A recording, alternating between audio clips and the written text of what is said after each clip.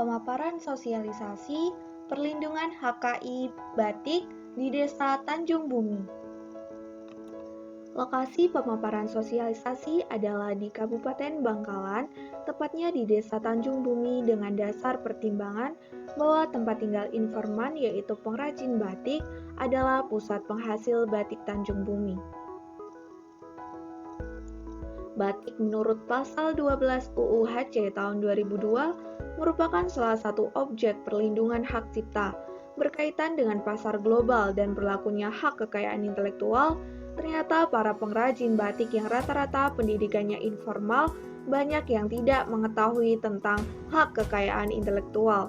Dengan demikian, pengetahuan terhadap perlindungan hukum terhadap hak cipta atas motif batik mereka juga sangat lemah. Hak cipta merupakan suatu hak, dan agar suatu hak dapat dipertahankan, maka diperlukan pengaturan dan perlindungan terhadap hak tersebut, agar tidak disalahgunakan maupun dilanggar oleh pihak lain. Dengan adanya Undang-Undang Hak Cipta, maka kepentingan perajin batik dapat terakomodir. Hal ini dapat terlihat dengan pengaturan perlindungan hak ekonomi, perlindungan hak cipta seni batik, dan jangka waktu perlindungannya, masalah lisensi, perlindungan hak moral, hak dan wewenang, penggugat bagi pencipta dan pengaturan ketentuan pidananya. Dalam era perdagangan sekarang ini, hendaknya hak kekayaan intelektual terutama hak cipta harus segera didaftarkan agar setiap pencipta, penemu, atau pelaku ekonomi tidak akan mudah dijatuhkan oleh pihak lain.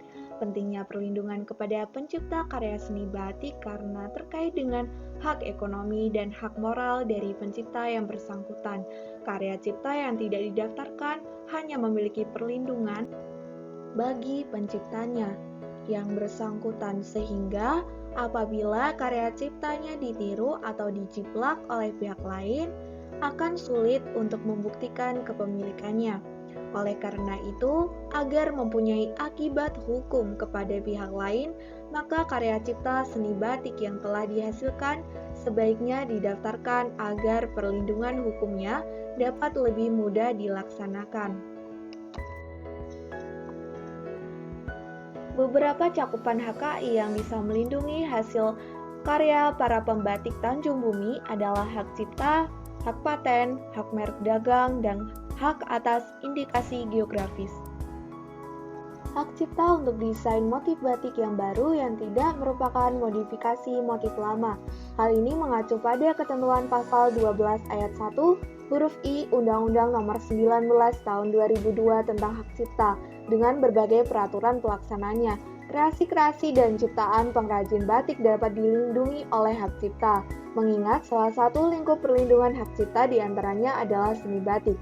Dengan dilindunginya motif batik Tanjung Bumi tersebut, akan muncul hak eksklusif bagi pengrajin atau pencipta motif untuk mempublikasikan atau memperbanyak sendiri motif batik baru yang menjadi ciptaannya atau memberi izin kepada pihak lain.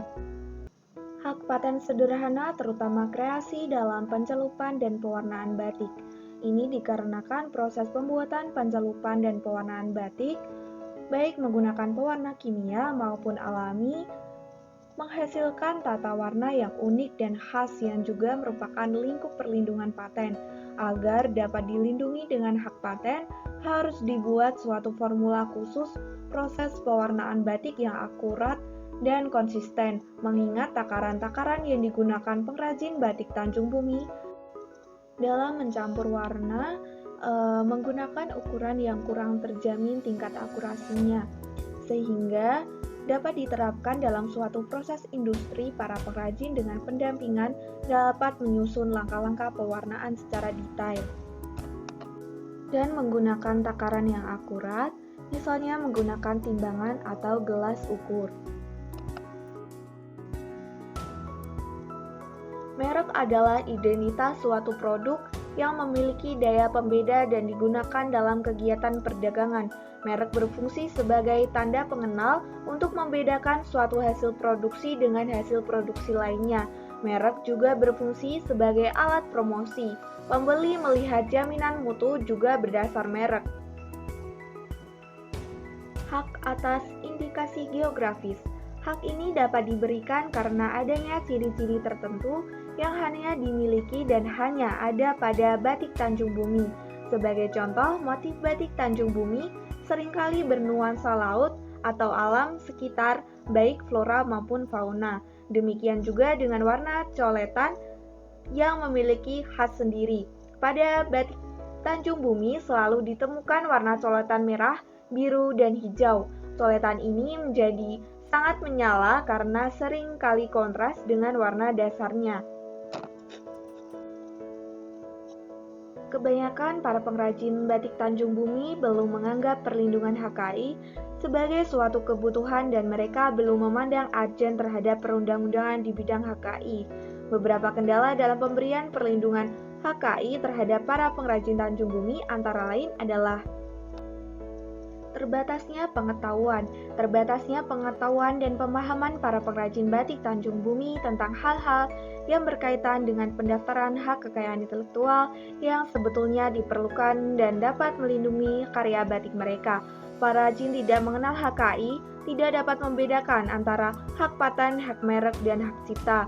Yang kedua, rendahnya peningkatan perekonomian. Rendahnya tingkat perekonomian para pengrajin sebagai pengrajin mengawali sebagai buruh batik, yakni bekerja pada pengusaha batik. Para pengrajin berpikiran praktis dan sederhana, yakni lebih memilih karya batiknya terjual cepat untuk memenuhi kebutuhan sehari-hari daripada memikirkan karya mereka dijiplak, dicuri, dan sebagainya. Para pengrajin tidak terlalu merespon terhadap gagasan HKI untuk memberi perlindungan atas karya-karya mereka. Yang ketiga, prosedur yang rumit dan mahal.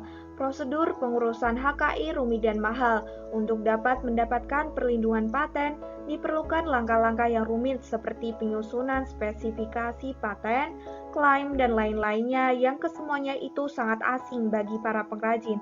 Selain itu, untuk memperoleh perlindungan paten diperlukan biaya yang relatif tidak sedikit yang akhirnya menjadi faktor-faktor yang menghambat para pengrajin untuk dapat memperoleh perlindungan HKI. Yang keempat adalah mematenkan motif batik dianggap sia-sia. Mematenkan motif batik dianggap pekerjaan yang sia-sia. Seorang pembatik yang menciptakan suatu motif tertentu tidak akan sanggup menjaga dan menghalangi motifnya dijiplak oleh orang lain. Hal ini karena coretan canting di atas lembar kain batik sangat ekspresif dan bebas berkreasi. Sekian pemaparan sosialisasi kali ini, kurang lebihnya mohon maaf, dan terima kasih.